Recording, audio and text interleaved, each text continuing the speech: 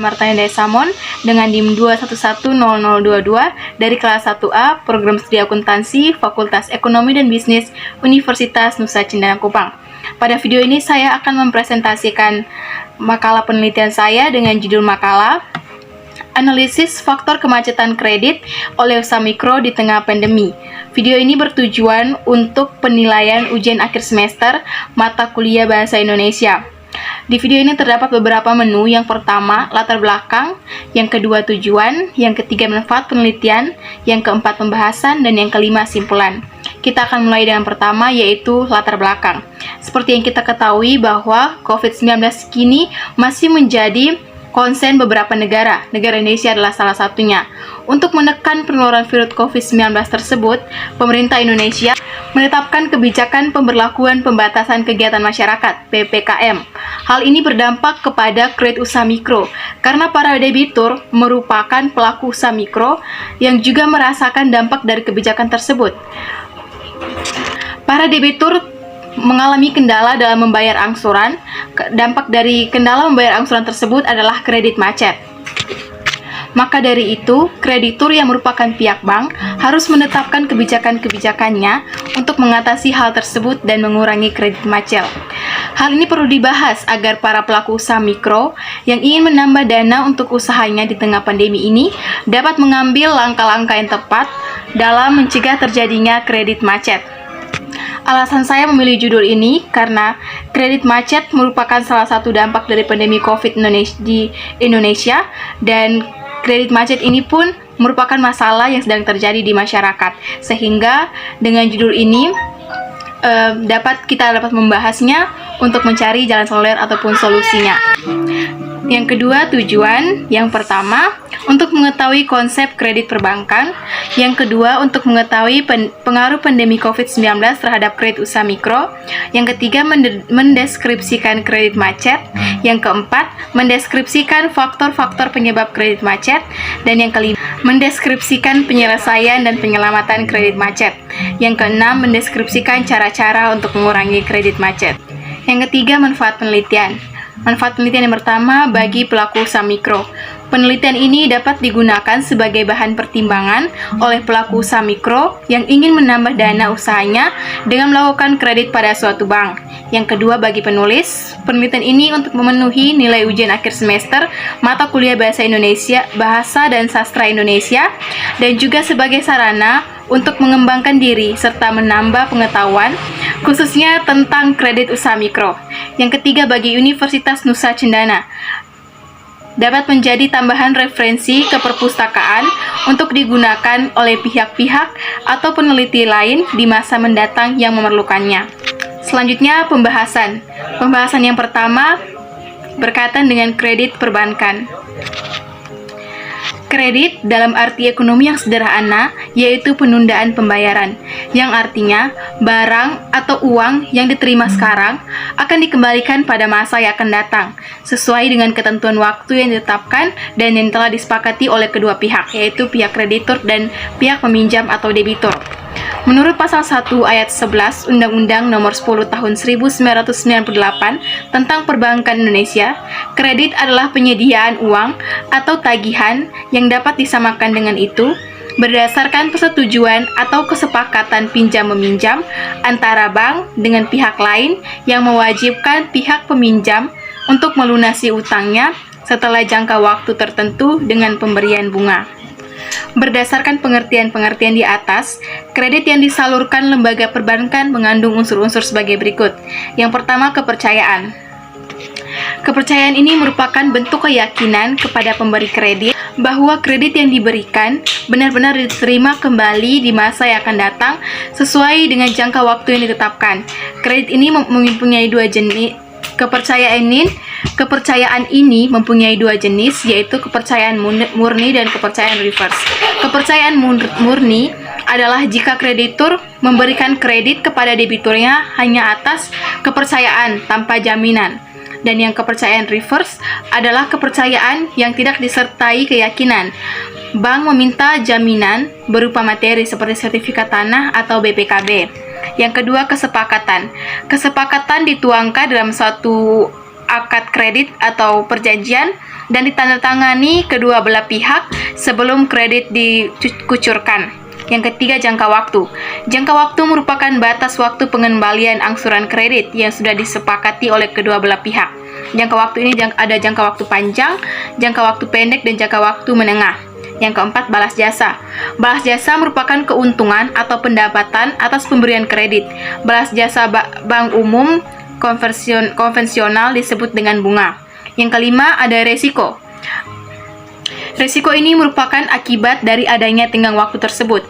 Pengembalian kredit memungkinkan suatu risiko tidak tertagihnya atau macetnya suatu kredit. Risiko yang tidak disengaja, misalnya karena bencana alam atau bangkrutnya usaha nasabah tanpa ada unsur kesengajaan, sehingga nasabah tidak mampu lagi untuk melunasi kredit yang diperolehnya. Adapun syarat-syarat yang digunakan oleh seorang analis dalam menganalisis kredit yang akan diberikan kepada nasabah. Yang pertama, ada karakter.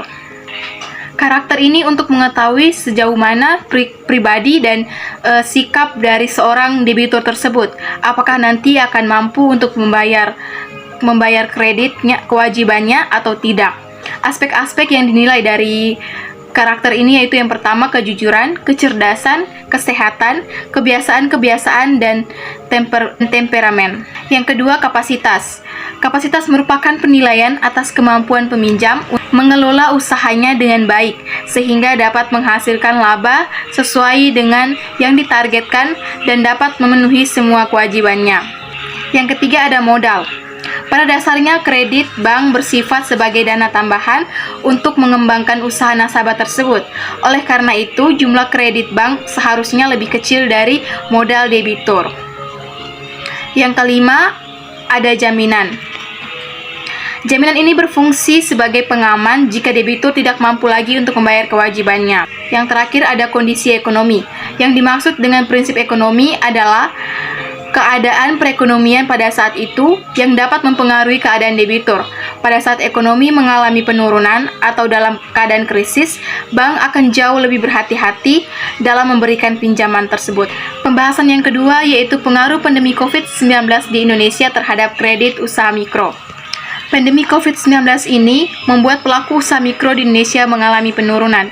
Penyebaran virus corona yang begitu cepat mengharuskan pemerintah Republik Indonesia untuk melakukan lockdown dan menetapkan kebijakan untuk dilaksanakannya pemberlakuan pembatasan kegiatan masyarakat tersebut. Hal ini berdampak terhadap kegiatan para pelaku usaha mikro. Banyak usaha mikro di Indonesia yang mengalami kerugian, bahkan kebangkrutan yang disebabkan oleh yang pertama, yaitu kurangnya daya beli masyarakat. Yang kedua, pendapatan di bawah normal. Yang ketiga, aktivitas jual beli mengalami penurunan. Dan yang keempat, jalur pendistribusian terlambat. Para debitur yang merupakan pelaku usaha mikro akan mengalami kesulitan dalam melakukan pembayaran kembali kepada kreditor. Hal ini juga akan menimbulkan kredit macet tersebut. Kredit macet ini akan mengakibatkan menurunnya pertumbuhan kredit perbankan. Pembahasan yang ketiga ada kredit macet. Kredit macet ini merupakan situasi yang sangat dihindari oleh seorang debitur maupun seorang kreditur. Kredit macet ini merupakan kondisi di mana seorang debitur tersebut tidak mampu membayar kredit kepada pihak kreditur secara tepat waktu sesuai dengan kesepakatan yang telah ditentukan. Kredit macet ini akan menyebabkan pertumbuhan kredit perbankan menjadi menurun karena sampai saat ini pendapatan bunga sebagai hasil dari pemberian kredit masih merupakan kontribusi terbesar pada pendapatan bank secara keseluruhan. Dengan demikian, penyaluran kredit merupakan kegiatan utama suatu bank. Di lain pihak, penyaluran kredit mengandung risiko bisnis terbesar dalam dunia perbankan. Oleh karena itu, pengelolaan kredit merupakan kegiatan yang sangat penting untuk diperhatikan oleh setiap bank. Untuk mendeteksi kemungkinan terjadinya kredit macet sedini mungkin, sehingga dapat dilakukan dengan memperhatikan gejala-gejala sebagai berikut. Yang pertama yaitu terjadinya penundaan yang tidak normal dalam penerimaan laporan keuangan, pembayaran cicilan ataupun dokumen lainnya. Dan yang kedua, adanya penyelidikan yang tidak terduga dari lembaga-lembaga keuangan lainnya mengenai nasabah tersebut. Yang ketiga, perkembangan kondisi keuangan perusahaan tidak sesuai dengan harapan pemberi kredit. Yang keempat, permohonan perpanjangan dan penjadwalan ulang. Yang kelima, perusahaan terlalu berani melebarkan usahanya. Yang keenam, perusahaan meminta tambahan kredit tanpa didukung data keuangan yang lengkap. Yang ketujuh, perusahaan tidak membayar pajak. Yang kedelapan, pemogokan buruh atau pekerja. Sesuai dengan ketentuan Bank Indonesia yang mengharuskan bank membuat penggolongan kredit berdasarkan tingkat kolektabilitasnya, sehingga di sini digolongkan kredit berdasarkan kolektabilitasnya. Kolektabilitas yang pertama yaitu kolektabilitas A. Debitur yang masuk dalam kolektabilitas A merupakan debitur yang selalu lancar dalam melakukan kewajibannya. Debitur tidak melakukan penunggakan selama 3 bulan. Meskipun demikian, debitur yang menunggak pembayaran hanya selama 2 bulan tetap akan diklasifikasikan dalam kolektabilitas A. Yang kedua, kolektabilitas B. Debitur yang masuk dalam kolektabilitas B merupakan debitur yang selama 3 bulan berturut-turut tidak membayar kewajibannya. Debitur ini dapat dikatakan kreditnya tidak lancar. Oleh karena itu, pihak bank dapat meningkatkan penagihannya dan bersiap-siap mengambil tindakan. Yang ketiga, kolektabilitas C. Debitur yang masuk dalam kolektabilitas C merupakan debitur yang selama 6 bulan berturut-turut tidak membayar kewajibannya, sehingga dikatakan kreditnya macet. Kolektabilitas A dapat berubah menjadi kolektabilitas C jika debitur mengalami musibah seperti kebakaran dan bencana alam. Sebaliknya, kolektabilitas C dapat berubah menjadi kolektabilitas A jika debitur segera melunasi kewajibannya. Tindakan yang dapat diambil jika kewajiban tidak segera dilunasi adalah penyitaan dan penjualan jaminan untuk menghindari kerugian yang lebih besar. Yang keempat ada kolektabilitas D. Debitur yang masuk dalam kolektabilitas D termasuk debitur yang diragukan karena jaminannya telah disita oleh bank, tetapi tidak cukup membayar utangnya. Penyebabnya adalah kesalahan dalam menilai atau menganalisis kredit. Pembahasan yang keempat ada faktor yang menyebabkan kredit macet.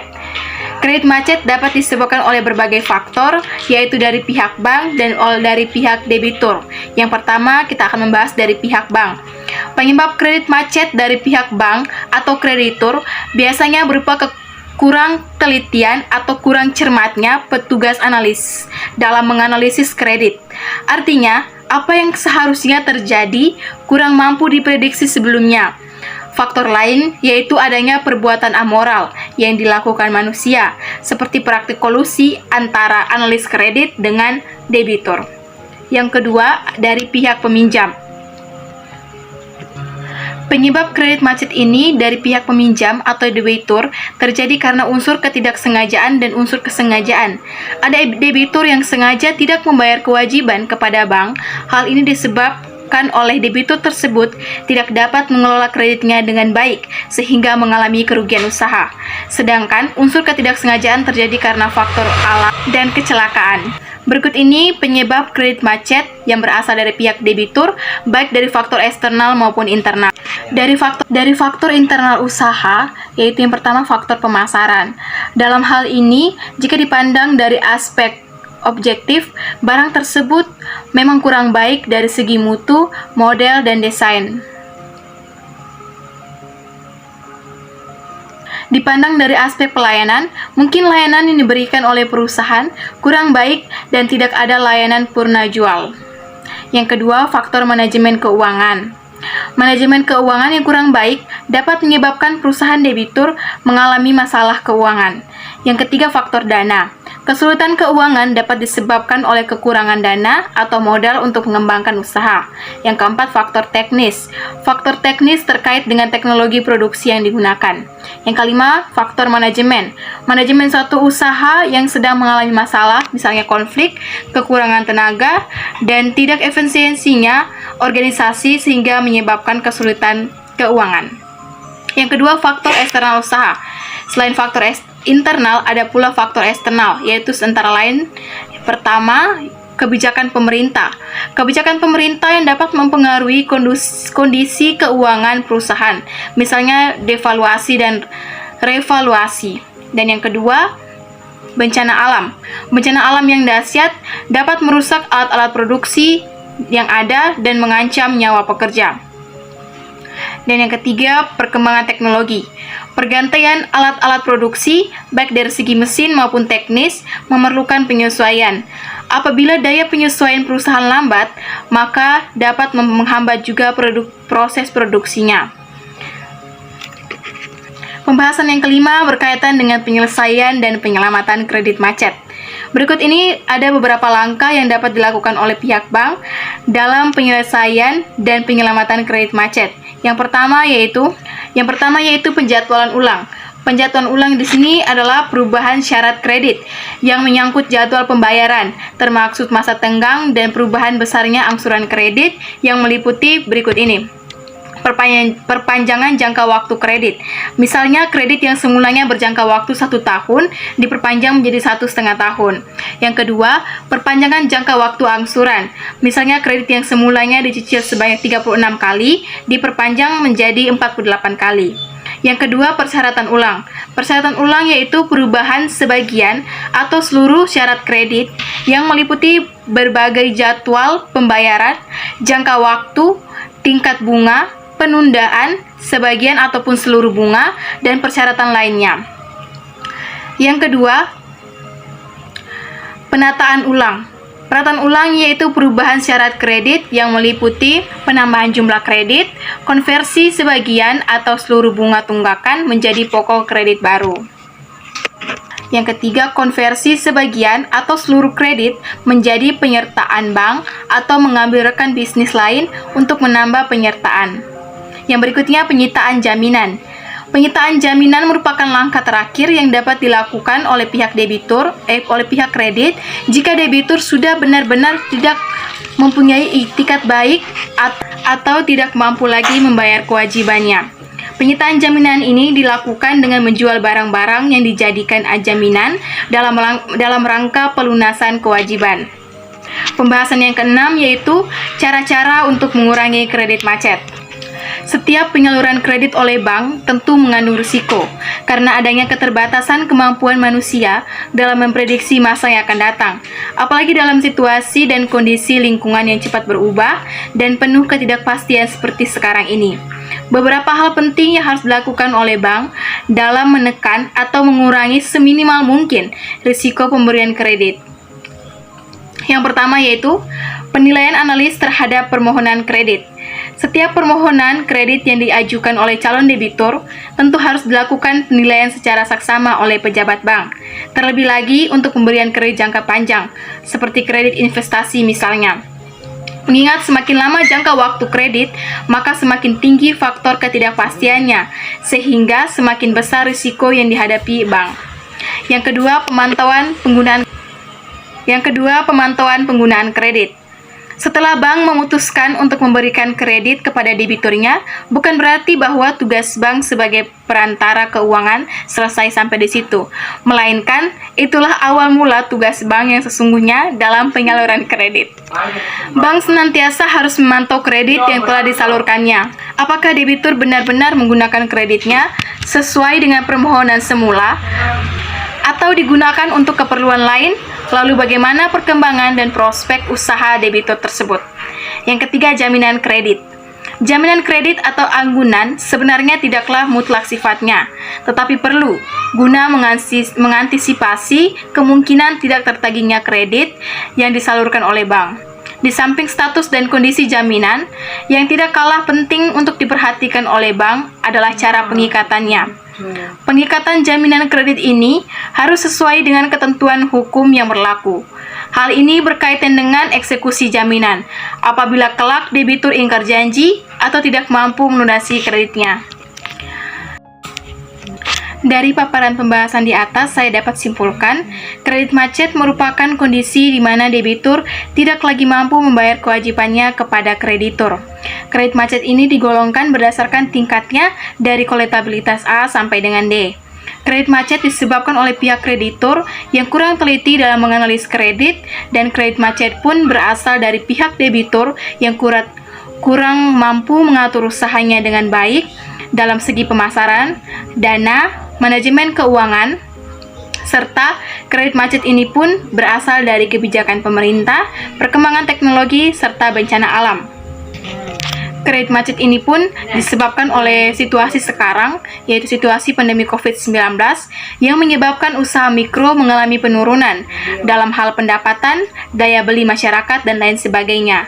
Hal ini pun berdampak kepada pelaku usaha mikro yang menambah dananya dengan menggunakan kredit dari bank. Sehingga mereka dalam membayar angsuran mereka mengalami kendala, dan dari dampak dari kurang tepat waktu dalam membayar kredit tersebut sehingga menyebabkan kredit macet.